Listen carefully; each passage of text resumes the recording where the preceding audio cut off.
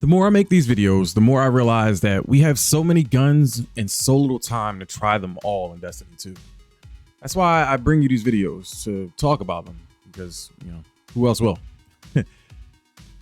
Because you might pass over them and pass over something that could have great potential. Like the Legal Action 2, a reissued new monarchy pulse rifle from year 1 of Destiny 2. The Legal Action 2 is a kinetic 340 RPM pulse rifle. It has an impact of 33, its range is a 66, its stability is a 53, its handling is a 32, its reload speed is a 40, the aim assist on it is 32, and it has a zoom of 22 at base. The recoil direction is about a 70, and the magazine holds about 28 by default. All right. The hip fire fall off ratio is about 20 meters, and then the ADS damage fall off is about 45 meters. Reload speed obviously is around 2.17 seconds. This weapon has some work cut out for it to compete these days. Being in the 340 RPM family of pulse rifles, it's got some major contenders to go against, such as the Messenger or Redrick's Broadsword. Now, right off the bat, the first thing I noticed was the terrible handling. And if you get the right barrel and a handling masterwork to cope with this, the range and stability and recoil direction will carry you far.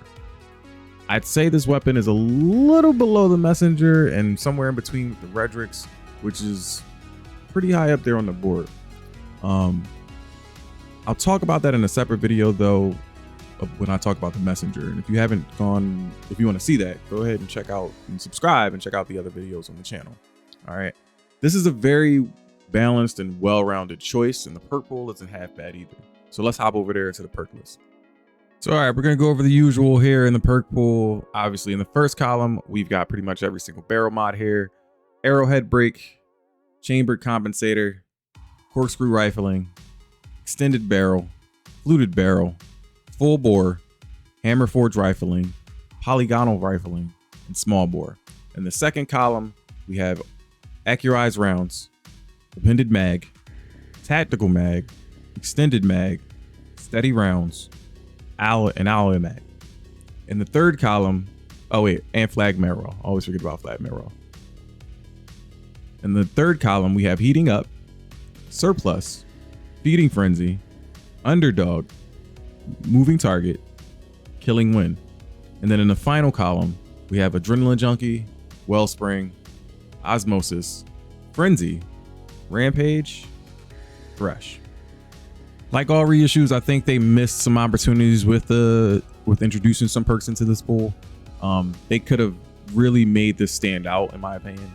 I'm starting to understand that there is a rhyme and a reason to why Bungie does this though, but I feel like we could have gotten more variety here that could feed more into the strengths of this weapon. So let's take a look at some of the perk combinations I'm going to recommend for PvE and PvP. First off, PvE. For PvE, I'm going to recommend here feeding frenzy with rampage, frenzy, or adrenaline junkie. And then my secondary is going to be feeding frenzy with osmosis. Not much here, in my opinion, just the basic damage buff combos, right?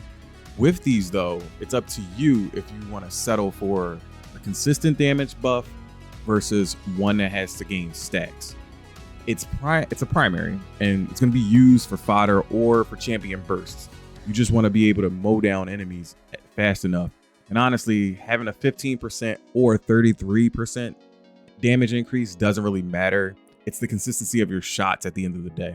With osmosis though, it's that benefit of having it convert to your subclass that can make the gun great in certain special scenarios like match game modifiers.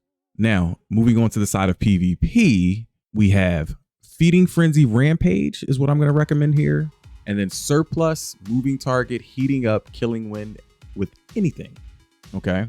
If you don't want to go with the basic bread and butter damage combos that I'd honestly say any of these perks with that in the third column would do just fine, right? Now, the perks in the third column fit pretty much any play style or any play type that you have. So you're pretty much covered when it comes to PvP combos. And it's really versatile as far as like PvP builds on that side. So it's super rare to see that kind of lineup going on specific guns that are actually beneficial to the gun's type. So, and again, this is a 340 RPM. It's a high impact rifle. It can compete with things like the Messenger or Stars and Shadow, or what's that one from back in Shadowkeep? I can't remember. I'll put it up on the screen here. But it can compete with those high impact rifles. But again, it kind of it's sitting in a line. And again, I know rhyme and reason with Bungie and why they're doing this particular thing with certain weapons that come back. Okay, they're not trying to put them high up in the list, but they're also not trying to put them like in that mid range. They're trying to keep them in that mid range, just like it's an option, but it's not the option that most people would call top tier. Now, what is my recommendation for this weapon? When I look at this weapon, seeing the new monarchy symbol simply makes me miss factions. Not because I pledge allegiance to any specific one, but because they were a good source of targeted loot farms. I didn't have to fight too much RNG just to get my hands on a weapon at all either. That being said, it's a part of the world loot pool, so it's not going to be something I recommend you focus on farms. But I will say to not pass it up when you do get one. If you manage to get one with a decent roll, I would keep it. And I hope that this helps you make that decision to do that. If it did, let me know in the comment section down below. And if you do have one of these guns, tell me what roll you have and what kind of build you're using with it. All right, so hopefully this video was helpful to you. If it was, be sure to give it a like, because not only does that tell me that I've helped you in some way, shape, or form, but it also helps me out with a lot with YouTube and getting my videos recommended. All right, thank you for watching, and I'll catch you guys in the next video. Peace.